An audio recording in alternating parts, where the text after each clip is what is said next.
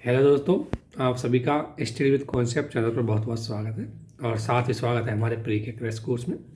इसमें आपको इकोनॉमी का वीडियो दिया जा रहा है और इकोनॉमी की ये वीडियो प्री के क्रैश कोर्स के इसमें इंपॉर्टेंट चीज़ें और बेसिक कॉन्सेप्ट है उसको क्लियर किया जाएगा। इसके अलावा हम करंट में काफ़ी चीज़ें कर रहे हैं, तो उस तरीके से आपको काफ़ी हेल्पफुल रहेगा। आप इस वीडियो को अंत तक देखें, इसका पूरा फ़ायदा उठाएं और ज़्यादा से ज़्यादा लोगों के बीच में इसको शेयर करें, हमारे चैनल को सब्सक्राइब करें ताकि ज़्यादा से ज़्यादा लोगों को इसको फ़ायदा हो। और प्लीज़ ये वीडियो अंत तक जरूर दें। अब इस इकोनॉमिक्स की श्रृंखला के अंतर्गत आज हमारा सबसे इम्पोर्टेंट जो चैप्टर है उसका रिवीजन करेंगे और वो है विदेशी मुद्रा विनिमय दर। सबसे पहले तो आपको ये पता होना चाहिए कि विदेशी मुद्रा विनिमय दर का मतलब क्या है। तो जो विदेशी मुद्रा विनिमय दर का मतलब है कि किसी एक देश की एक मुद्रा की एक इकाई के बदले किसी देश की किसी दूसरे देश की कितनी मुद्रा की इकाइयों का विनिमय किया जा सकता है, उसे बोलते हैं उस देश की विदेशी मुद्रा विनिमय दर। जैसे फॉर एग्जांपल, अगर $1 इज इक्वल टू 40 रुपये हैं तो इसका मतलब है कि भारत की विनिमय दर है वो डॉलर के मुकाबले 40 रुपये। ठीक है ना। तो ये क्या है, विनिमय दर है। अब विनिमय दर को डिसाइड कैसे करेंगे दूसरे देश के साथ, तो इसकी दो प्रणाली है। एक है स्थिर विनिमय दर प्रणाली और एक है लचीली विनिमय दर प्रणाली। स्थिर विनिमय दर प्रणाली आज नहीं चलती, आज नहीं चलती है, पहले चलती थी। आज तो सारे जो विनिमय दर प्रणाली होती है लचीली विनिमय दर से होती है। तो स्थिर दर विनिमय दर प्रणाली में जिसे सामान्यतः सरकार के द्वारा कंट्रोल किया जाता था, जबकि लचीली है या मार्केट के द्वारा कंट्रोल होती है। तो अब इसको देखते हैं। इसमें दो प्रकार की थी, स्वर्णमान और ब्रिटेन वुड्स। ब्रिटेन वुड्स और स्वर्णमान के अंतर्गत सबसे पहले स्वर्ण को देखते हैं। तो स्वर्णमान में हम किसी देश की विदेशी मुद्रा का साथ विनिमय दर को उस देश की मुद्रा में कितना सोने का यूज होता है या कितना सोने उसमें पाया जाता है उसके आधार पर किया जाता था। तो सोने के माल मूल्य के आधार पर उसमें वो किया जाता है। फॉर एग्जांपल, जैसे मान लें एक देश ए है जिसकी मुद्रा में 2 ग्राम सोना यूज होता है और एक देश बी है जिसकी मुद्रा में 4 ग्राम सोना यूज होता है। तो अर्थात अगर इनकी विनिमय दर हम बात करेंगे तो 2A बराबर B होगा। क्यों? अगर बी देश की मुद्रा है वो ज़्यादा महंगी है क्योंकि उसमें 4 ग्राम है, जबकि ए देश की मुद्रा है उसमें 2 ग्राम है। तो इस आधार पर विनिमय दर डिसाइड की जाएगी कि अगर बी है, बी की मुद्रा है वो ए की मुद्रा 2 मुद्राओं के बराबर बी की 1 मुद्रा होगी, क्योंकि उसमें क्या है कि उसमें ग्रेन की मात्रा ज़्यादा है, सोने की मात्रा ज़्यादा है। तो जितना सोने की मात्रा का इसमें यूज होता था विनिमय दर के अंतर्गत, उसी आधार पर दोनों देशों के बीच में विनिमय दर डिसाइड की जाती थी। फॉर एग्जांपल, अगर मैं बात कर रुपया, तो मान लेते हैं भारत के रुपये में 5 ग्राम यूज होता है सोना। ये 5 ग्राम भारत के रुपये का जो मूल्य आज भी लगती है अपने पास, वो 5 ग्राम रखती है 1 रुपये के बदले। और डॉलर है वो मतलब वो रखता है 10 ग्राम डॉलर। तो अर्थात 1 रुपये इज इक्वल टू मतलब $1 इज इक्वल टू कितना हो गया, 2 रुपये। तो ये हो गई विनिमय दर। तो इसमें सोने के आधार पर डिसाइड की जाती है, इसलिए इसको स्वर्णमान बोल देते हैं। इसके बाद आई ब्रिटेन वुड्स। ब्रिटेन वुड्स का मतलब है कि विभिन्न देशों की जो मुद्रा है उसको किसी एक देश की मुद्रा के साथ संबंधित कर दिया जाता है। वो था डॉलर। कैसे था? जैसे ए देश है, बी देश है। अब इन दोनों देशों की मतलब जैसे मान लो भारत और बी देश हुआ जापान। अगर जापान की मुद्रा मान लेते हैं येन हो गई, ठीक है ना, और भारत की मुद्रा हो गई रुपया। अब इनको अगर आपको विनिमय दर के रूप से कैलकुलेट करना है तो इसमें तो आप कैलकुलेट करते थे रुपये में, इसमें कितना सोना है उसके आधार पर। ब्रिटेन वुड्स में क्या है कि किसी एक देश की मुद्रा को उसमें एक यूनिट बना जाता है और एक देश की मुद्रा बनाई थी इसमें डॉलर। अब डॉलर में कैसे होता था कि 1 रुपया इज इक्वल टू मतलब 2 रुपया मतलब जैसे $1 बराबर 2 रुपये है, ठीक है। $1 बराबर 2 रुपये है, ठीक है ना। और या मान लेता मैं $1 बराबर 4 रुपये, मतलब $1 बराबर 4 रुपये है, ठीक है ना। और $1 बराबर 2 येन है। तो अब येन और रुपये में कंपेयर करना है तो कितना हो जाएगा, 2 रुपये बराबर 1 येन, क्योंकि 1 बराबर 4 है और 1 बराबर ये 2 है, ठीक है ना। तो इसका मतलब येन का मान कितना हो गया, अब भारत के रुपये के मुकाबले दोगुना हो गया, ठीक है ना। तो इसमें क्या है, तीसरे देश की मुद्रा को आप आधार बनाते हैं और मुद्रा बनाई आधार आपने डॉलर। तो डॉलर को आधार बनाया, डॉलर से कंपेयर किया पहले जापान की मुद्रा के साथ और फिर डॉलर का कंपेयर किया भारत की मुद्रा के साथ और फिर दोनों को कंपेयर करने के बाद दोनों का हमने अनुपात निकाला और उससे हमने डिसाइड किया कि भारत और जापान की विनिमय दर कैसे होगी। तो ये विनिमय दर थी ब्रिटेन वुड्स विनिमय दर, जिसे 1970-80 के दशक में भी इसको भी समाप्त कर दिया गया। और इसमें यह था कि यूएस के डॉलर के साथ ये संबंधित थी। आईएमएफ द्वारा इसको डिसाइड किया जाता था और कोई देश आईएमएफ की अनुमति मिलने के बाद ही उसकी मुद्रा को इसमें समायोजित कर सकता था। तो इस पर आईएमएफ का पूरा कंट्रोल था। ये पहले चलती थी, ठीक है ना, और इसको सरकार द्वारा मैनिपुलेट भी किया जाता था। अब जो विनिमय मुद्रा चलती है वो है लचीली विनिमय मुद्रा दर। इसमें क्या है कि किसी देश की मुद्रा की विनिमय दर उसके अंतर्राष्ट्रीय मार्केट में डिमांड और सप्लाई पर डिपेंड करती है। फॉर एग्जांपल, अगर मान लें भारत के रुपये की डिमांड अंतर्राष्ट्रीय मार्केट में बढ़ जाती है डॉलर के मुकाबले, तो भारत का रुपया डॉलर के मुकाबले मजबूत हो जाएगा। और ध्यान रखना, अंतर्राष्ट्रीय मार्केट में आपकी मुद्रा की वैल्यू तभी बढ़ेगी जब आप ज़्यादा से ज़्यादा निर्यात करो, क्योंकि आप जब ज़्यादा निर्यात कर रहे हो तो विदेशी अंतर्राष्ट्रीय मार्केट वालों को आपसे उस वस्तु का आयात करने के लिए आपकी ही मुद्रा में उसको क्या करना पड़ता है, उसका भुगतान करना पड़ता है। तो वो आपकी मुद्रा की क्या करेंगे, मांग करेंगे, तो उससे आपकी मुद्रा क्या बढ़ जाएगी, महंगी हो जाएगी, तो आपकी विनिमय दरें मजबूत हो जाएगी। तो इसलिए इसमें डिमांड और सप्लाई। अब मान लें भारत का रुपया, अगर भारत निर्यात बहुत ज़्यादा कर रहा है तो भारत की विनिमय दरें मजबूत होती चली जाएगी। इसको सरकार कुछ नहीं कर सकती। अंतर्राष्ट्रीय मार्केट में जिस आधार पर आपके रुपये की डिमांड रहेगी और जिस आधार पर आपके रुपये की सप्लाई रहेगी, उसी आधार पर क्या होगा, आपकी मुद्रा की वैल्यू डिसाइड होगी अंतर्राष्ट्रीय मार्केट में विनिमय दर के साथ, ठीक है ना। अब इसमें एक चीज़ ध्यान रखना, जैसे अगर मान लें हम आयात ज़्यादा कर रहे हैं वस्तु का, तो आयात ज़्यादा कर रहा है मतलब मार्केट में रुपया बहुत बेच रहा है, क्योंकि आयात करने के लिए हम दूसरे लोगों को क्या दे रहे हैं, मतलब दूसरे लोगों से क्या ले रहे हैं, डॉलर ले रहे हैं, उनको रुपये दे रहे हैं, तो मार्केट में रुपये ज़्यादा आ जाएगा। रुपये ज़्यादा आ जाएगा डॉलर के मुकाबले, तो रुपये की वैल्यू क्या हो जाएगी, गिर जाएगी, तो डेफिनेटली उसकी विनिमय दर कमज़ोर हो जाएगी। तो इसलिए आयात और निर्यात के आधार पर या उसकी अंतर्राष्ट्रीय मार्केट में उसकी कितनी आपूर्ति हो रही है, कितनी डिमांड हो रही है, उसके आधार पर वर्तमान में विनिमय मुद्रा दर है उसका डिसाइड किया जाता है। तभी आपने देखा होगा किसी दिन डॉलर है 76 रुपये पहुँच जाता है, किसी दिन 75 रह जाता है, तो फ्लेक्सिबल होती रहती है। उसका रीज़न यही है कि वो अंतर्राष्ट्रीय मार्केट के आधार पर डिसाइड होती है। अब देखो, विनिमय दर को अगर स्थिर मतलब ये होती है विनिमय दर का मतलब मान लें अगर पहले $1 इज इक्वल टू 10 रुपये थे, ठीक है ना, $1 बराबर 10 रुपये थे। अब हमारी मुद्रा है उसका हाँस हो गया, तो अब हो गई $1 बराबर मान लो 20 रुपये हो गए, तो इसका मतलब हमारी मुद्रा कमज़ोर हो गई। इसको स्थिर विनिमय दर के आधार पर जब कैलकुलेट करते हैं तो इसको एक नाम दिया जाता है डीवैल्यूएशन। स्थिर विनिमय प्रणाली के आधार पर अगर मुद्रा के विनिमय दर को हाँस को कैलकुलेट किया है तो उसको नाम देते हैं डीवैल्यूएशन। और यही इसको अगर हमारी जो लचीली विनिमय दर प्रणाली के आधार पर कैलकुलेट किया जाता है तो इसको बोलते हैं डेप्रिसिएशन, यानी कि मूल्य ह्रास या अवमूल्यन, ठीक है। इसके बाद अगर हमारा रिवर्स देखें कि $1 बराबर 20 रुपये था और हमारा रुपये मजबूत हुआ, $1 बराबर 10 रुपये आ गया, तो इसको बोलेंगे रीवैल्यूएशन। किसके आधार पर, स्थिर विनिमय दर प्रणाली के आधार पर। और एप्रिसिएशन बोलेंगे इसको किसके आधार पर, लचीली विनिमय दर प्रणाली के आधार पर। दोनों का मतलब तो यही है, एक ही है। रीवैल्यूएशन का मतलब भी हमारी मुद्रा मजबूत हुई है और एप्रिसिएशन का मतलब भी हमारी मुद्रा मजबूत हुई है। लेकिन इसमें दिक्कत यह है कि इसमें स्थिर विनिमय दर के आधार पर इसको ये नाम दिया जाता है और लचीली जो विनिमय दर है उसके आधार पर ये नाम दिया जाता है। और वर्तमान में यही नाम ज़्यादा चलता है क्योंकि इसी के आधार पर विनिमय दर का डिसाइड होता है। अब इस विनिमय दर को दो नामों से देख सकते हैं, एक होता है नॉमिनल विनिमय दर और एक होता है रियल विनिमय दर।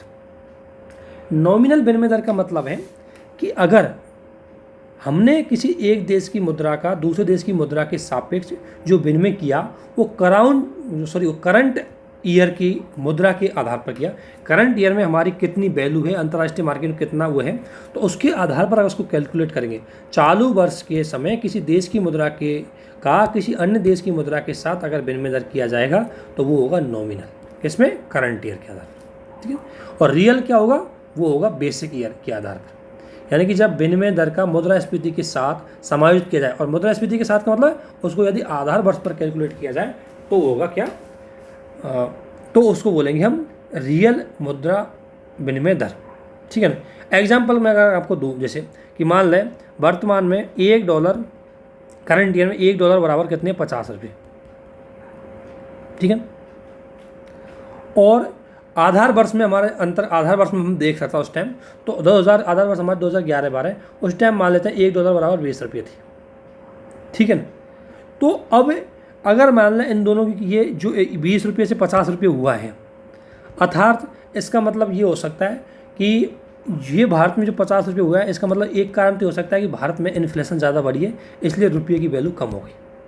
और दूसरा कारण ये हो सकता है कि रुपया मार्केट में ज़्यादा आ गया तो भी उसकी वैल्यू घट जाएगी क्योंकि लोगों के पास रुपया मार्केट में ज़्यादा आ गया तो उसकी सप्लाई क्या हो जाएगी, बढ़ जाएगी, और डिमांड उसकी तुलनात्मक रूप से इतनी है नहीं तो उसकी प्राइस भी घट जाएगी। तो इससे क्या है कि हम किसी देश की इन्फ्लेशन को कैलकुलेट कर सकते हैं कि भारत की इन्फ्लेशन है, अगर मान लें भारत में इन्फ्लेशन ज़्यादा है, मान लेते हैं कि भारत में मान लें इन्फ्लेशन ज़्यादा है भारत में, तो उसका विनिमय दर पर क्या प्रभाव पड़ेगा।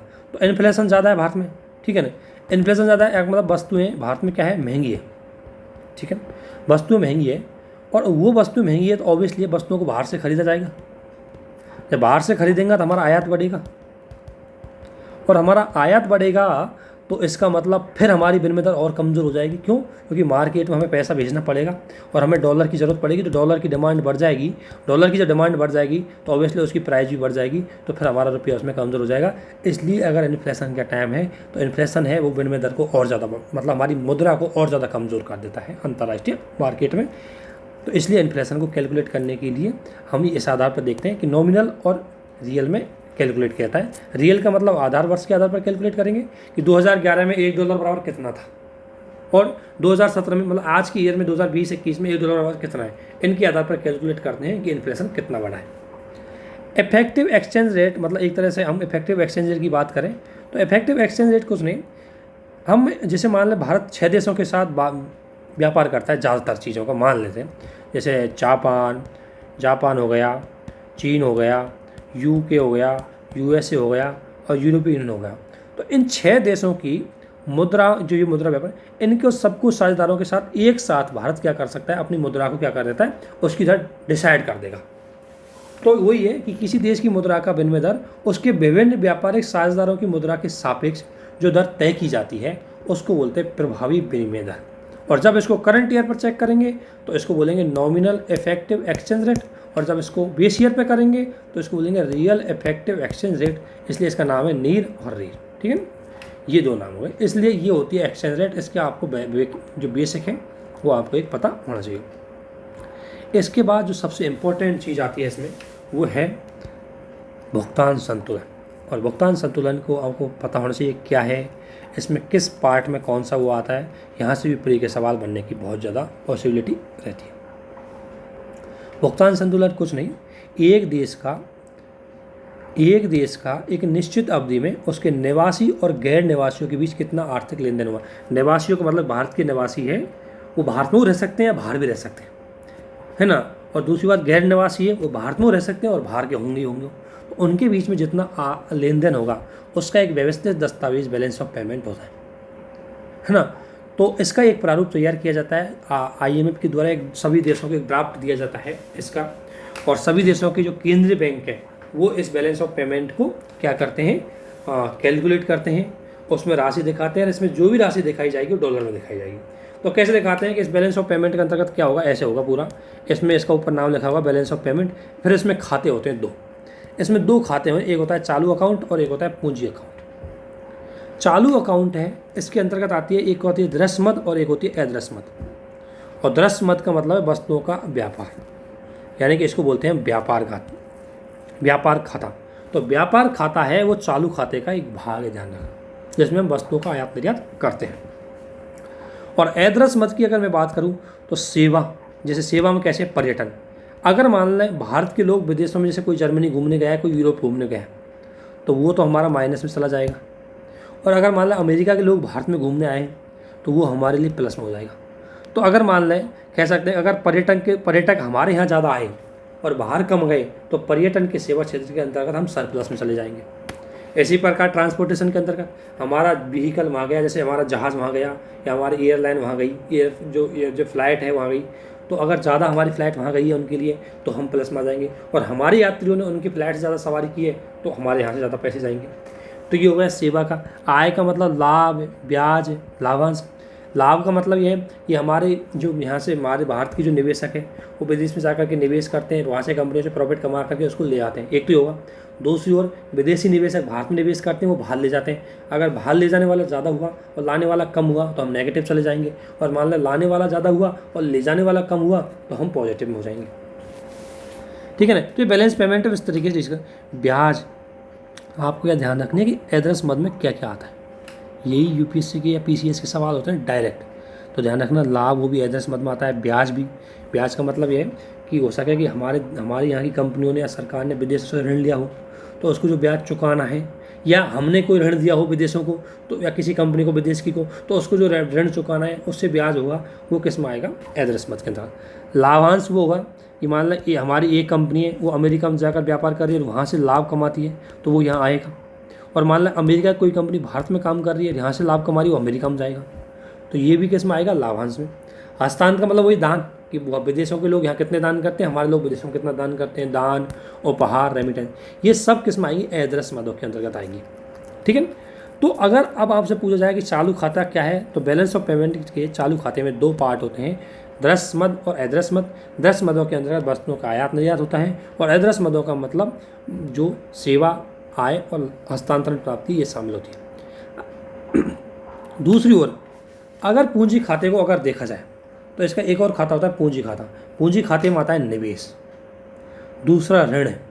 ध्यान है, ऋण पे ब्याज चुकाना वो आता है किसमें, एदरस मदों के अंतर्गत, लेकिन ऋण है, मूल ऋण है, वो किस में आता है, पूंजी खाते में अंतर्गत आता है।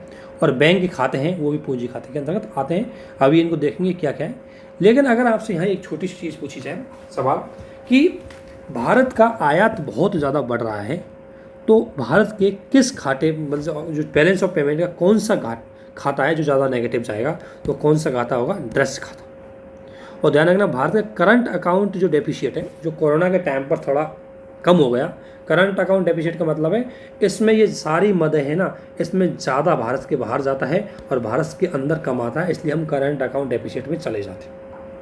क्योंकि सबसे बड़ी बात है कि हमारा आयात बहुत ज़्यादा है, निर्यात हमारा कम है, तो इसलिए हम नेगेटिव में चले जाते हैं, घाटे में चले जाते हैं।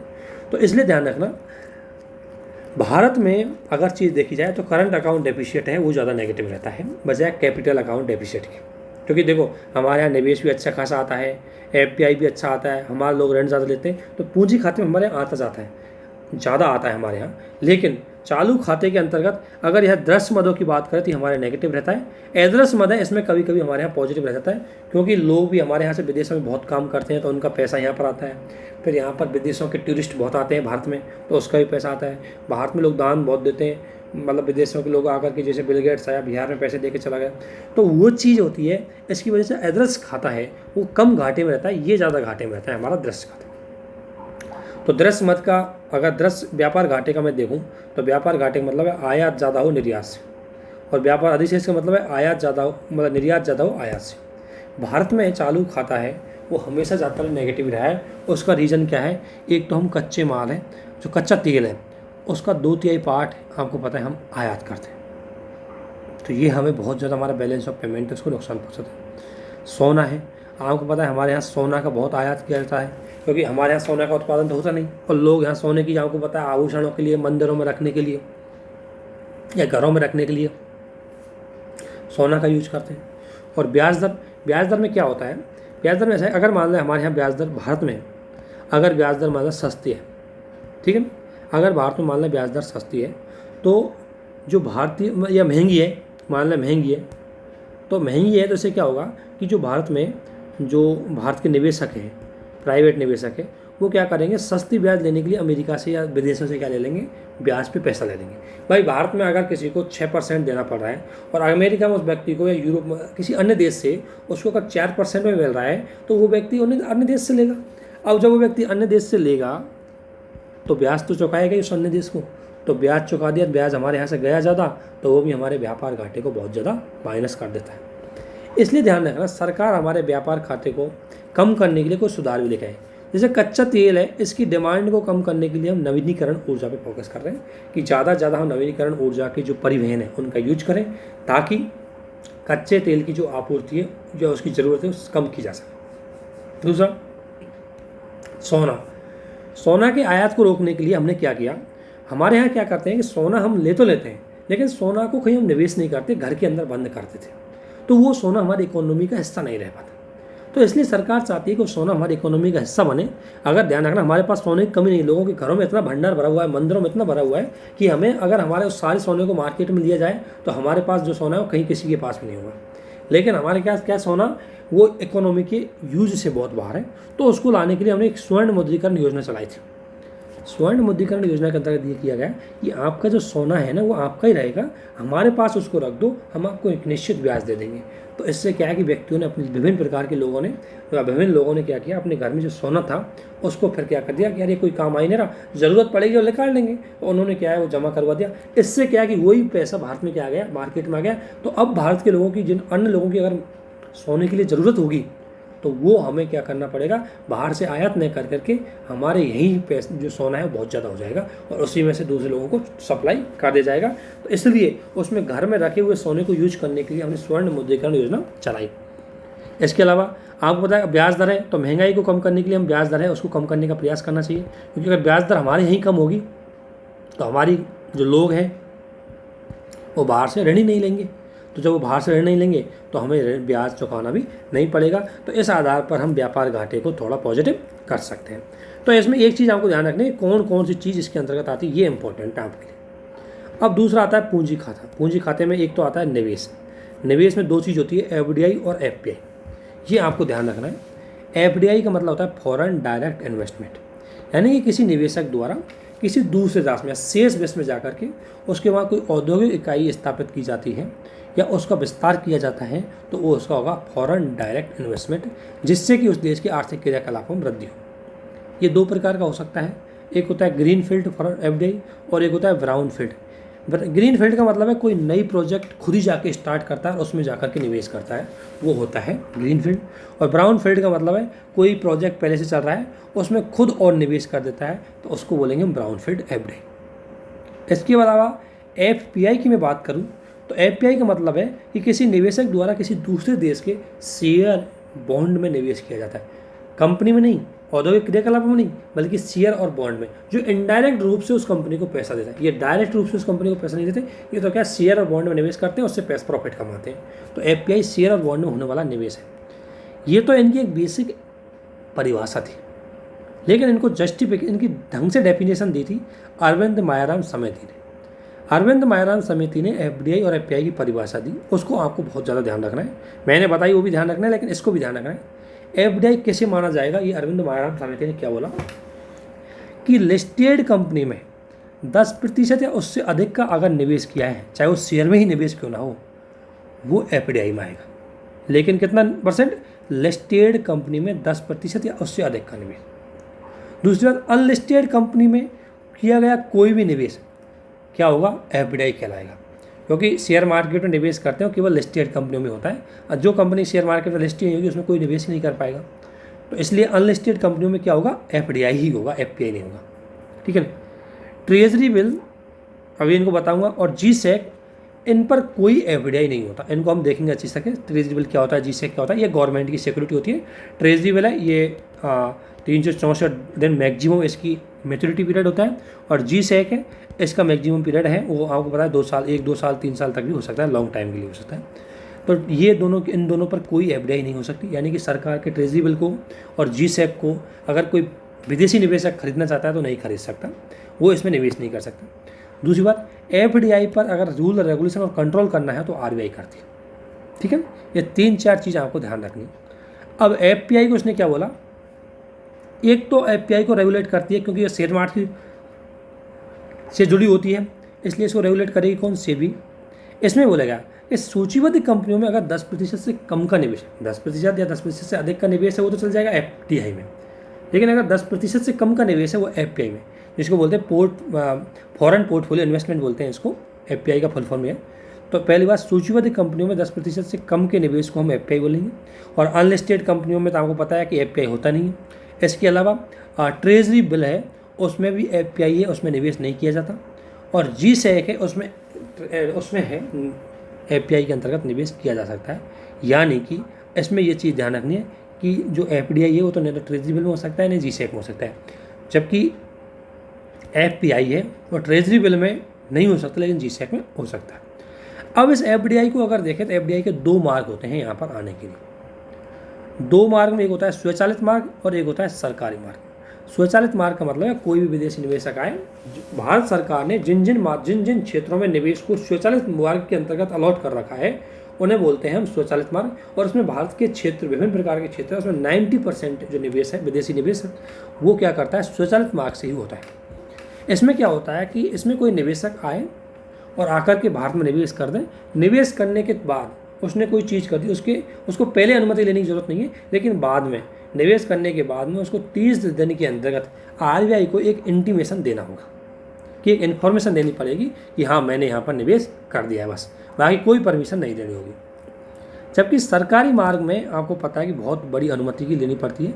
इसके अंतर्गत मुख्य रूप से 11 क्षेत्रों को रखा गया है सरकारी मार्ग के अंतर्गत। और इसमें कैसे होता है, इसमें मान लें सबसे पहले क्या होता है कि जो हमारी FIPF नाम की एक संस्था बनाई, ये FIPB बनाई थी पहले, उसको नाम बदल के नाम कर दिया FIPF। जो इसके अंतर्गत क्या करता है कि कोई FDI निवेश करना चाहता है तो FIPF है जो निवेशकों को ऑनलाइन सिंगल पॉइंट इंटरफेस देती है, यानी कि कोई आकर के यहाँ पर सबसे पहले अपना रजिस्ट्रेशन करवाता है FIPF के बाद, डिप के अंतर्गत ऑनलाइन आवेदन करता है कि हाँ मैं भारत में निवेश करता हूँ। इसके बाद इसमें भी ये सीमा है, अगर किसी निवेश कर रहा है कोई 5,000 करोड़ रुपये तक का और एक निवेश कर रहा है 5,000 करोड़ रुपये से अधिक का, अगर किसी व्यक्ति ने 5,000 करोड़ रुपये तक का निवेश किया है तो वो क्या करेगा, डिप में ऑनलाइन अपना आवेदन करवाएगा। जैसे ऑनलाइन आवेदन होगा, डिप उस ऑनलाइन आवेदन को मान लें कोई कम संस्था चाहती है कि एग्रीकल्चर में, या मान लें वो चाहती है कि एजुकेशन में निवेश हो भारत में, तो वो क्या करेगा, डिप 5,000 करोड़ से कम का निवेश है तो 5,000 करोड़ से कम के निवेश में क्या आएगा, डिप के पास वो ऑनलाइन क्या करवाएगा। डिप का आपको पता है department of industry promotion and policy, जो वाणिज्य विकास मंत्रालय के अंतर्गत आता है। इसका नाम भी चेंज कर दिया गया है, इसका नाम कर दिया department of internal trade and policy promotion कर दिया इसका नाम, ठीक है ना। और ये आता है आपको पता है कॉमर्स मिनिस्ट्री के अंतर्गत आता है। तो देखो मान लें मैं विदेशी निवेशक हूँ और मैं भारत में निवेश करना चाहता हूँ, कितने का, 5,000 करोड़ रुपये का, और मेरा टारगेट है मैं भारत में शिक्षा के क्षेत्र में निवेश करूँ, ठीक है ना। कोई मुझे यूनिवर्सिटी खोलनी है, कुछ भी करनी है, तो मैं क्या करूँगा, सबसे पहले डिप में ऑनलाइन क्या करूँगा, अपना एप्लीकेशन डालूंगा। इसके बाद डिप के पास से ऑनलाइन एप्लीकेशन रिसीव होगा, ठीक है ना। रिसीव होने के बाद ये डिप को लगेगा कि यार किस मिनिस्ट्री में, किस विभाग के अंतर्गत खर्च करना चाहता है, तो वो कहेगा कि ये शिक्षा में निवेश करना चाहता है, तो ये उसको कंसर्न मिनिस्ट्री है शिक्षा मंत्रालय के पास भेज देगा।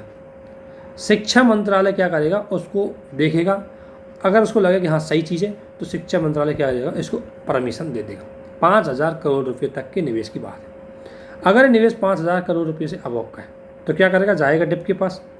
डिप फिर इसको क्या करेगा, आर्थिक मामलों की कैबिनेट समिति के पास भेजेगा, और इसमें आर्थिक मामलों की कैबिनेट समिति की क्या लगेगी, सिफारिश लगेगी, उसके बाद ही उसमें निवेश किया जाएगा। ये हो गया 5,000 करोड़ रुपये से अधिक का निवेश।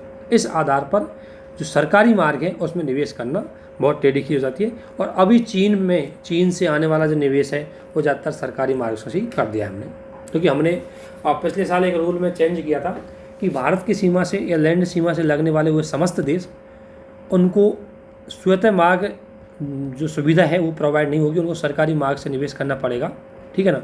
उनको स्वतः मार्ग से निवेश न करके सरकारी मार्ग से निवेश करना पड़ेगा, भारत की सीमा से लगने वाले, भू सीमा से लगने वाले वो देश। लेकिन यदि भारत ने उनके साथ लाइन ऑफ क्रेडिट का एग्रीमेंट कर रखा है तो उनको ये यहाँ इस बंधन से मुक्ति है, मतलब उन पर नियम लागू नहीं होता। तो आपको पता है कि सीमा से लगे वो देश कौन से हैं, पाक, चाइना और बांग्लादेश, नेपाल, म्यांमार और भूटान। तो इसका मतलब 6-7 देश है जो भारत की सीमा से लग रहे हैं, अफगानिस्तान। तो इसमें सरकार ने क्या किया, ये आपको पता है बांग्लादेश, नेपाल, भूटान, म्यांमार और अफगानिस्तान, इनके साथ तो हमने लाइन ऑफ क्रेडिट का एग्रीमेंट कर रखा है, तो इन पे तो नियम लागू होगा नहीं, तो कुल मिलाकर के नियम लागू होगा पाकिस्तान और चाइना पे। तो ये अब यानी कि पाकिस्तान और चाइना से होने वाला निवेश है वो स्वतः मार्ग से नहीं होकर के सरकारी मार्ग से होगा, तो ताकि सरकार उस पर रेगुलेटिंग कर सके। इसके बाद हमारा पास आता है एक FII और FPI। ये भी कुछ नहीं, FII का मतलब है फॉरेन इंस्टीट्यूट इन्वेस्टमेंट, जैसे संस्थागत।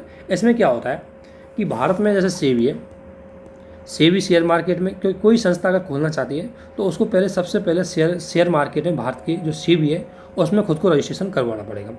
उसके बाद क्या होता है कि कोई निवेशक निवेश करना चाहता है, उसको 2 जगह निवेश करना पड़े, 2 जगह रजिस्ट्रेशन करवाना पड़ेगा, अकाउंट खुलवाना पड़ेगा, एक तो सेबी के अंतर्गत और एक इस कंपनी के अंतर्गत जिसमें वो निवेश करना चाहता है। ये कंपनी म्यूचुअल फंड की हो सकती है, बीमा की हो सकती है। इस आधार पर वो अपना अकाउंट खुलवाएगा, दोनों में उसको अकाउंट खुलवाना ज़रूरी हो जाता है। लेकिन इसमें वही व्यक्ति निवेश कर सकते हैं जो मिनिमम $50 मिलियन तक का उसके पास पैसा हो, उसके बाद ही उसमें निवेश किया जाता है। किसमें? Foreign institute investment. लेकिन आपको पता है भारत का ये प्रोसेस सफल नहीं हो पाया। उसके बाद एक मॉडिफाइड रूप लेके आए हम, क्वालिफाइड फॉरेन इन्वेस्टमेंट। इसमें क्या किया, इसमें बोला गया कि नहीं, एक तो आपको ज़रूरी नहीं है कि 2 जगह अकाउंट खुलवाने। कोई भी भारतीय नागरिक शेयर मार्केट में डायरेक्ट निवेश कर सकता है, उस कंपनी में डायरेक्ट निवेश कर सकता है बिना अकाउंट खुलवाए। सेबी के अंतर्गत ये फैसिलिटी इसमें दी थी। लेकिन इसमें भी वो जो मिनिमम सीमा है वो भी 50 जो मिलियन है वो रखी। तो 50 मिलियन बहुत ज़्यादा थी, तो लोगों ने इसमें निवेश नहीं किया, तो ये भी ज़्यादा सक्सेस नहीं हुई। बाद में सरकार ने FII और ये QFI दोनों को मिला दिया कि इसको दोनों को मिला करके ये FII और QFI दोनों है ना, क्वालिफाइड, जो अभी मैंने बताई थी, इन दोनों को सरकार ने बाद में मिला दिया। और वर्तमान में हमारे पास 2 ही चीज़ चलती है, वो है FPI और FDI, और वो दोनों मैंने बताई दी। लेकिन इस FPI के अंतर्गत प्रोविज़न वही किए थे। इसमें 2 शब्द आपको एक तो ध्यान से सुनने हैं। एक होता है किसी कंपनी की चुकता पूंजी, और एक होती है किसी कंपनी की अधिकृत पूंजी। 2 शब्द इनको ध्यान रखना है, ये भी आपको डायरेक्ट मिलेंगे।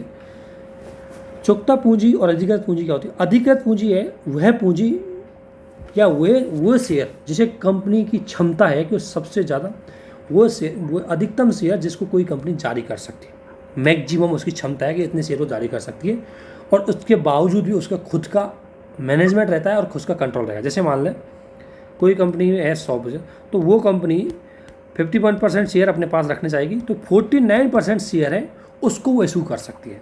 तो इसको बोलते हैं उसकी अधिकृत पूंजी। इसमें से मान लें उसने 20% शेयर इशू किए, तो ये हो गई उसकी चुकता पूंजी, यानी कि शेयरों की वह संख्या जो कंपनी द्वारा शेयर धारकों के लिए इशू कर दी, वो हो गई आपकी चुकता पूंजी। अधिकृत वो मैक्सिमम इशू कर सकती है, क्योंकि मैक्सिमम इसलिए 49 मैक्सिमम इसलिए रखी गई है क्योंकि 49 के बाद अगर वो शेयर बेचेगी तो इससे उस कंपनी का कंट्रोल उससे चला जाएगा, ठीक है ना। तो अपना मेजोरिटी बनाए रखने के लिए वो 49% तक ही अपना शेयर बेचेगी। तो इसलिए यह हो सकता है कि वो और कम भी कर सकती है, लेकिन किसी एक शेयर धारक को इतना ज़्यादा शेयर नहीं देगी कि वो मालिक बन जाए। तो ऑब्वियसली वो उसकी अधिकृत पूंजी होगी, जितना वो अधिकतम शेयर जारी कर सकती है, और जितने उसने जारी कर दिए वो उसकी चुकता पूंजी होगी, ठीक है। तो अब FPI के अंतर्गत क्या प्रोविज़न किया गया वो ध्यान रखना। किसी भी भारतीय कंपनी में चुकता पूंजी 10% से निवेश ज़्यादा नहीं होनी चाहिए। मतलब एक कंपनी में कोई विदेशी पोर्टफोलियो निवेश है वो इतना ज़्यादा ना हो। चुकता पूंजी मतलब मान लो उस कंपनी ने 100 शेयर बेचे हैं, तो विदेशी कंपनी FPI के अंतर्गत केवल 10 शेयर ही ले सकती है, इससे ज़्यादा नहीं लेगी। क्योंकि ऐसा इसलिए किया गया है कि मान लें आज किसी कंपनी के 100 शेयर, अगर ये लिमिटेशन नहीं होता 100 शेयर वो विदेशी कंपनी ले लेती, कल के जाके उस कंपनी 100 शेयर को बेच करके गिरा करके चली जाती, तो भारत में जो कंपनी थी वो डूब जाती। तो इसलिए थोड़ा सा इसको कंट्रोल करने के लिए हमने इसमें सीमाएं लगा दी, ठीक है ना। और इसके बाद कहा गया है कि सभी FPI का कुल निवेश और भारतीय कंपनी की चुकता पूंजी से 24% से ज़्यादा नहीं होनी चाहिए। यानी कि टोटल चुकता पूंजी से 24% हर कंपनी में। जैसे भारत की 100 सारी कंपनी है, उसका मार्केट मान लें 1000, उसका पूरा मार्केट है वो 1000 करोड़ का है, तो वो केवल उसके 24% जो शेयर है उसमें ही निवेश कर सकती है, इसमें ऐसा बोला गया।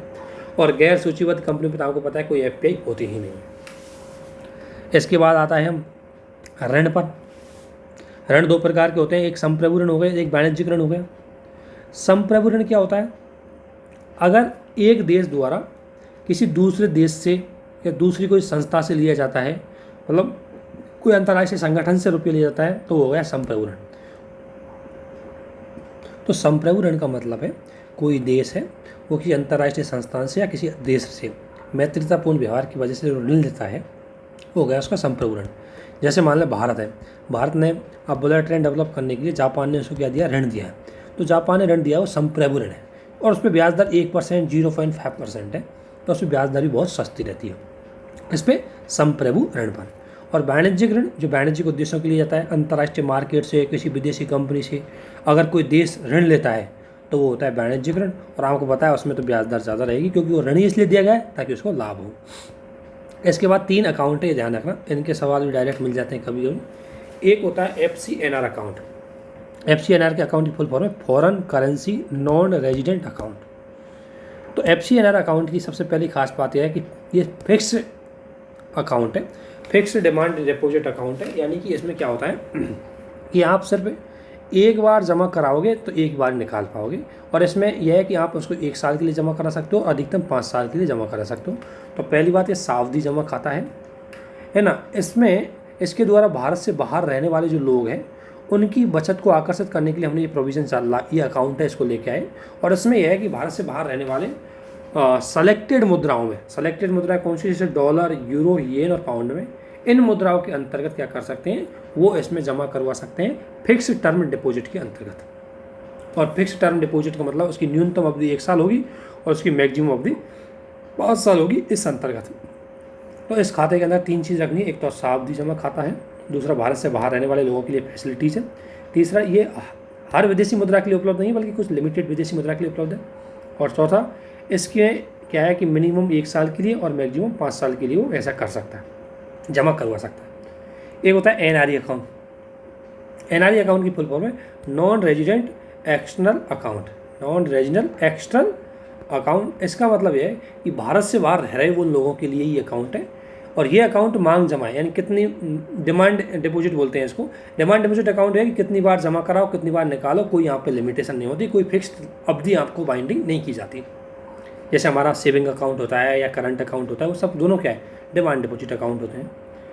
इसका उद्देश्य भारत से बाहर जो लोग काम कर रहे हैं उनकी बचत को हमारे यहाँ अट्रैक्ट करना, क्योंकि भारत से बाहर जो काम कर रहे हैं उनको पैसा या तो जैसे अरब देशों में कर रहे हैं तो उसको दीनार मिलेगी, अमेरिका में कर रहा है डॉलर मिलेगा, तो हमारे यहाँ डॉलर ज़्यादा आ जाए इसलिए उनकी फैसिलिटीज़ प्रोवाइड करवाई गई है।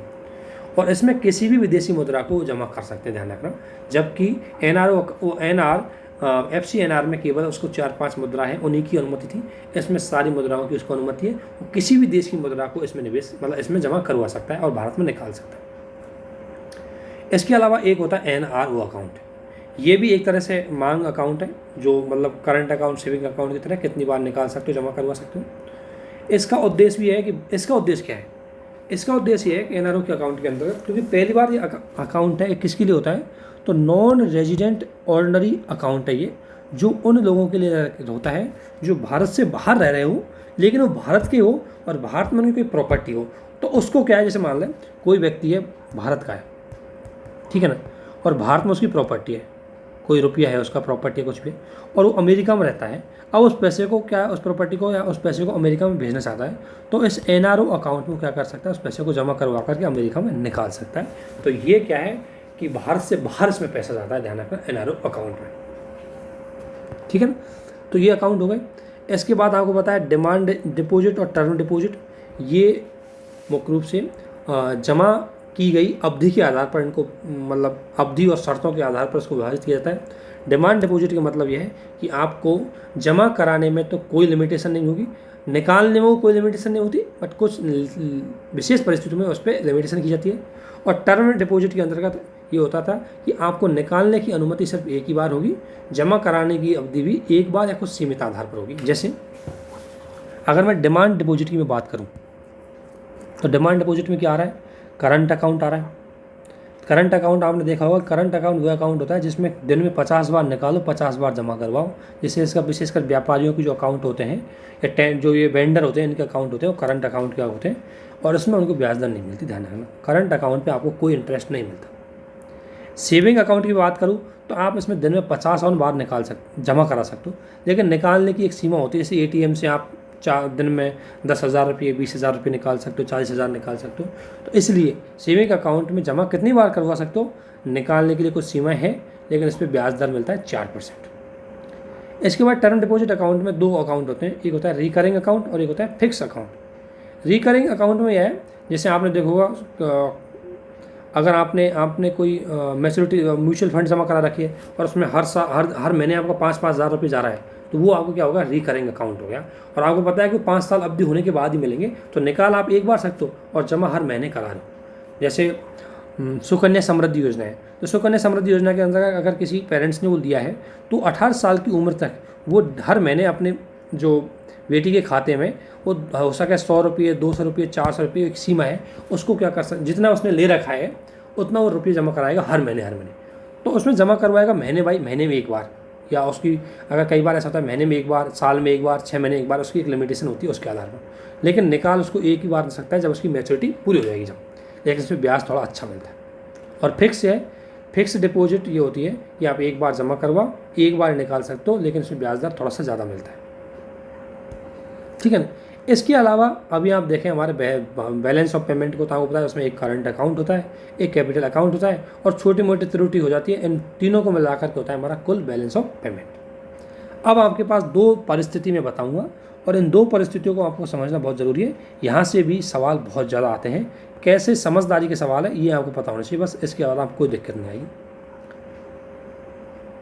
तो इसको देखते हैं हम, जो आपको एक बहुत ही थोड़ा सा समझने की बात है। बस अगर आपने बैलेंस ऑफ पेमेंट के दोनों अकाउंटों को बहुत अच्छी तरीके से देखा है तो ये चीज़ आपकी बहुत अच्छी समझ में आएगी कि सबसे पहले अगर भुगतान संतुलन यानी बैलेंस ऑफ पेमेंट, अगर मान लो बैलेंस ऑफ पेमेंट है वो प्लस में रहा, प्लस का मतलब है कि हमारे पास बहुत ज़्यादा डॉलर या विदेशी मुद्रा आई और रुपया बहुत कम मात्रा में गया, यानी कि हमारा निर्यात ज़्यादा रहा, आयात कम रहा, या हमारे यहाँ एफडीआई ज़्यादा आई है ना, हमारे लोगों ने विदेशों से कम ऋण लिया, मतलब ब्याज कम दिया, ऋण ज़्यादा लिया, तो इस कुल मिलाकर के पॉजिटिव का मतलब है कि हम सरप्लस में रह गए, ठीक है ना।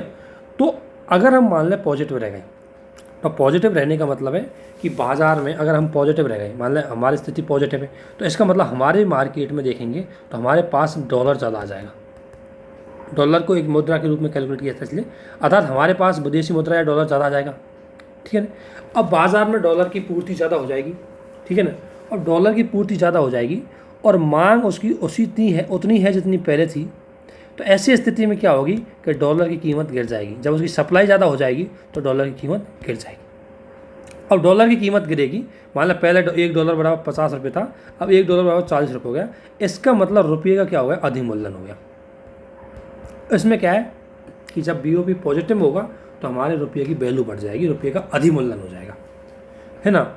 अब अधिमूल्यन होने की वजह से या रुपये का अधिमूल्यन हो गया मान लें, तो इसमें क्या होगा कि इसमें ये अधिमूल्यन होने के बाद क्या है कि ये निर्यात आयातकों को तो फायदा है, जो आयात करते हैं जो वस्तुओं और सेवाओं का, उनके लिए फ़ायदा है।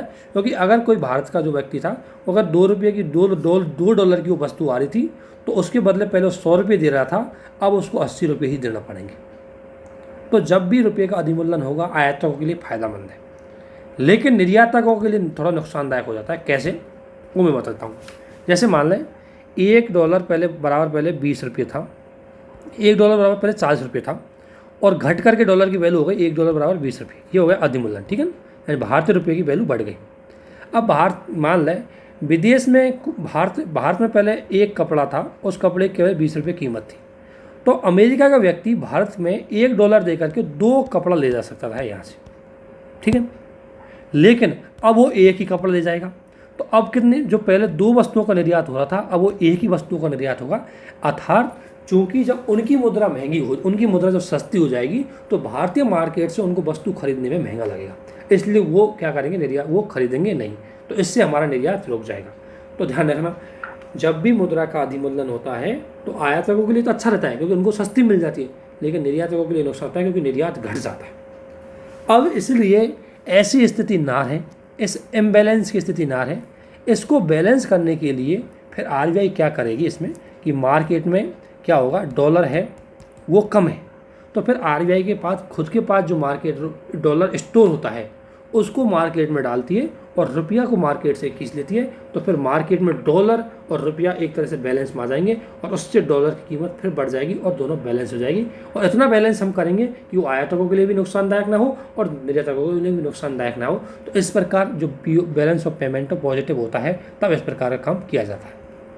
दोबारा बताता हूँ, अगर मान लो हमारा बैलेंस ऑफ पेमेंट पॉजिटिव है तो इसका मतलब मार्केट में डॉलर ज़्यादा है रुपयों से, अर्थात डॉलर की वैल्यू घट जाएगी, अर्थात रुपये की वैल्यू अधिमूल्यन हो जाएगा। अधिमूल्यन हो जाएगा तो आयातकों के लिए प्लस पॉइंट है लेकिन निर्यातकों के लिए माइनस पॉइंट है। तो चूंकि हमें निर्यात को बढ़ाना है तो हमें अपनी मुद्रा को कमज़ोर में लाना होगा, इसलिए मार्केट में क्या करेंगे, ये ज़्यादा रुपया कम है तो इसको मार्केट में और डाल देंगे, और अगर डॉलर कम है तो डॉलर भी और मार्केट में डाल देंगे, मतलब डॉलर जो मार्केट में है उसको खींच लेंगे।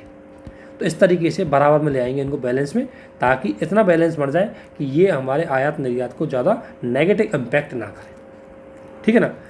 ये होता है बैलेंस ऑफ पेमेंट जब पॉजिटिव होता है तब क्या करते हैं हम, मार्केट में उस डॉलर है कम डॉलर है उसको ज़्यादा डॉलर डाल देते हैं मार्केट में, सॉरी डॉलर ज़्यादा होता है उसको ले लेते हैं मार्केट से, ठीक है ना। क्योंकि इसमें डॉलर ज़्यादा आ जाएगा। जब बैलेंस ऑफ पेमेंट पॉजिटिव हो जाएगा तो मार्केट में डॉलर बहुत ज़्यादा आ जाएगा, तो डॉलर ज़्यादा आने की वजह से उसकी कीमत गिर जाएगी। इसलिए आरबीआई क्या करेगी, उस डॉलर को खींच लेगी, अपने पास जमा कर लेगी और मार्केट में पैसा भेज देगी ताकि बैलेंस बढ़ जाए। इसके बाद अगर मान लो बैलेंस ऑफ पेमेंट नेगेटिव हो गया तो इसका मतलब है कि मार्केट में डॉलर कम होगा, रुपया ज़्यादा होगा। क्योंकि नेगेटिव हो गया तो रुपया ज़्यादा चला जाएगा, क्योंकि हम जो भी चीज़ खरीदेंगे रुपये में खरीदेंगे, जो भी चीज़ खरीदेंगे रुपये में खरीदेंगे। तो इसलिए क्या होगा कि हमारे रुपये की जो डिमांड, मतलब रुपये की जो सप्लाई है वो ज़्यादा हो जाएगी और कीमत उसकी क्या हो जाएगी, प्राइस उसकी क्या हो जाएगी, घट जाएगी। तो इससे क्या है कि रुपये का क्या हो जाएगा, अवमूल्यन हो जाएगा, अवमूल्यन हो जाएगा। जैसे $1 बराबर पहले 20 रुपये था, अब $1 बराबर 40 रुपये हो जाएगा। इसमें क्या होगा कि इसमें निर्यातकों के लिए तो फ़ायदा है, क्योंकि अब अमेरिका के लोग भारत से ज़्यादा आयात कर, मतलब ज़्यादा आयात करेंगे, जो हमारे लिए निर्यातक होगा।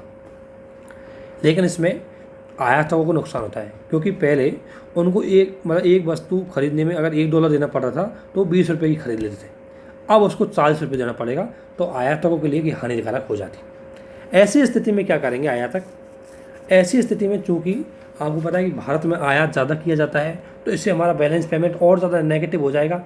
अगर हमने इस तरीके का व्यवहार, अगर डॉलर मजबूत रहा तो आरबीआई क्या करेगी, इस स्थिति का फ़ायदा उठाने के लिए आरबीआई क्या करेगी कि इसका रीज़न क्या है कि मार्केट में डॉलर कम है, इसलिए डॉलर महंगा हो गया। तो क्या करेंगी, आरबीआई अपने पास रखे हुए डॉलर को मार्केट में डाल देगी और मार्केट में डॉलर की सप्लाई ज़्यादा बढ़ा देगी। इससे क्या होगी, डॉलर और रुपये दोनों बैलेंस में आ जाएंगे, तो दोनों की जो विनिमय दर है वो पूर्व स्थिति में आ जाएगी। अब 1991 में भारत के पास हुआ ऐसा ही था कि हमारा बैलेंस ऑफ पेमेंट हो गया नेगेटिव, ठीक है ना। हमारे पास अब नेगेटिव हो गया तो इसका मतलब डॉलर है वो मार्केट में कम हो गया। अब मार्केट में डॉलर बढ़ाने के लिए हमारे पास डॉलर भी तो होने चाहिए थे, लेकिन 1991 के पास हमारे पास विदेशी मुद्रा भंडार नहीं थे, इसलिए हमें फिर जाना पड़ा IMF, और IMF से लाए फिर डॉलर और फिर उनको डाला मार्केट में, फिर जा कर के हमने बैलेंस किया इन चीज़ों को। तो इस तरीके से बैलेंस ऑफ पेमेंट का नेगेटिव और पॉजिटिव से क्या इफेक्ट पड़ता है, यह आपको अच्छी तरीके से आना चाहिए। बिल्कुल ये चीज़ बहुत ज़्यादा इंपॉर्टेंट होती है, ठीक है ना। पॉजिटिव रहेगा तो रुपया मजबूत होगा, नेगेटिव रहेगा तो रुपया कमजोर होगा, इतना ध्यान रखना, ठीक है। इसके बाद आता है विदेशी मुद्रा भंडार की। अगर मैं बात करूँ भारत में, तो विदेशी मुद्रा भंडार में क्या क्या चीज़ होती है। सबसे ज़्यादा होता है विदेशी मुद्रा भंडार जो आरबीआई उनका स्टोर करता है। एक तो होता है विदेशी मुद्रा विभिन्न देशों की, चाहे वो येन, पाउंड है या मतलब येन है या यूरो है या डॉलर है, ये सब विदेशी मुद्रा भंडार में जाएंगे। और दूसरा सोना, ठीक है ना। और तीसरा SDR जिसे बोलते हैं विशेष आहरण अधिकार, इसको हम बताऊंगा क्या होता है। और एक होता है RTP, रिवर्स ट्रांसपोजिशन। ये 4 चीज़ मतलब मुख्य रूप से हमारे विदेशी मुद्रा भंडार है जो आरबीआई के अंतर्गत होते हैं उसमें पाई जाती है। अगर आपसे पूछे विदेशी मुद्रा भंडार में क्या आते हैं तो 4 चीज़ आती हैं।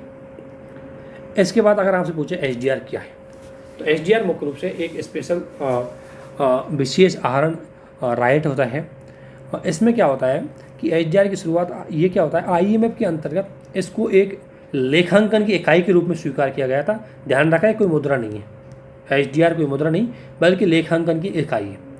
इसके अंतर्गत मान लें IMF ने जो देश IMF का सदस्य होता है वो IMF ने जितनी अपनी हिस्सेदारी देता है उसी अनुपात में उनको SDR अलॉट हो जाता है, ठीक है ना। तो SDR अलॉट हो जाता है। SDR अलॉट होता है 75% अपनी मुद्रा में और 25% SDR में। मतलब इसका मतलब यह है कि भारत अगर मान लें 1 बिलियन अगर IMF में देता है अपनी हिस्सेदारी $1 मिलियन की, तो उसमें 75% देगा वो अपनी मुद्रा में और 25% देगा उस भारत को उस हिस्सेदारी के बदले मिलने वाला SDR के रूप में। तो SDR क्या होती है, एक लेखांकन की इकाई होती है IMF की, न तो ये कोई मुद्रा होती है, ध्यान रखना। दूसरी बात, इसका जो एक SDR की 1 यूनिट बनने के लिए अगर मैं बोलूँ तो उसमें 42% डॉलर होगा। जैसे मैं बोलूँ अगर 100 SDR बनाना है तो 100 SDR कब बनेंगे, जब उसमें $42 होंगे, उसमें 32 पाउंड होंगे, उसमें 11 युआन होगा, उसमें 8 यूरो होंगे और उसमें 8 येन होंगे। इन सबको मिला करके एक SDR बनती है, ठीक है ना। तो एक SDR में अगर उसकी हिस्सेदारी देखें, है ना, तो आपके एक SDR की अगर 1000 SDR आपके पास है तो उसकी वैल्यू है कि $420, 320 पाउंड, 110 वो हो जाएगा और 880 आपके पास यूरो हो जाएंगे, हो जाएंगे। इन सबको मिलाकर के बनता है एक SDR। तो SDR क्या है, एक इकाई है जो इन सभी मुद्राओं का समावेशन को एक इकाई के रूप में माना जाता है और ये हर देश को IMF से दी जाती है। और कब दी जाती है? जितना वो देश अपनी हिस्सेदारी IMF करता है उसी अनुपात में उसको SDR मिलता है। और इसका समायोजन भी किया जाता है, इनकी हिस्सेदारी भी बढ़ती रहती है, घटती रहती है। तो इसका प्रत्येक 5 साल में किया जाता है, ध्यान रखना। और SDR में भारत की मुद्रा तो शामिल है ही नहीं इसमें तो 5 देशों की मुद्रा है, डॉलर, पाउंड, युआन, यूरो और येन। यही मुद्रा SDR के अंतर्गत शामिल होती है। तो SDR एक यूनिट है। RTP क्या है? RTP वह हिस्सा है SDR का, जैसे SDR भारत की मान ले, भारत ने अब मतलब हिस्सेदारी बढ़ाई, भारत की 4 SDR यूनिट मिलेगी, मतलब SDR मिलेगी भारत को। तो इस 4 में से भारत SDR का वो हिस्सा जो भारत अपने लिए प्रयोग कर लेता है या मान उसको किसी दूसरे देश को देता है, जैसे बांग्लादेश को ज़रूरत पड़ गई पैसों की, तो भारत कहेगा यार मेरे को ज़रूरत नहीं, ये 4 SDR में से मेरे 2 SDR तू यूज कर ले। तो जो हिस्सा SDR से निकाल दिया जाता है या किसी अन्य देश की मदद के लिए दे दिया जाता है तो इसको बोलते हैं RTP, रिवर्स, है ना, ट्रांसपोजिशन। और ये RTP वाला सवाल लास्ट ईयर UPSC में भी आया था। तो इसलिए ऐसे शब्दावलियों के सवाल हैं, वो चाहे PCS हो चाहे UPSC हो, उसमें ज़रूर आपको देखने को मिलेंगे। इसलिए इन शब्दावलियों को समझना आपके लिए बहुत ज़्यादा इंपॉर्टेंट है इकोनॉमिक्स में, कि RTP क्या है, SDR क्या है। अगर इनको डिफाइन करना समझ गए, फिर आप समझ गए कि बैलेंस ऑफ पेमेंट पॉजिटिव रहेगा तो क्या हुआ।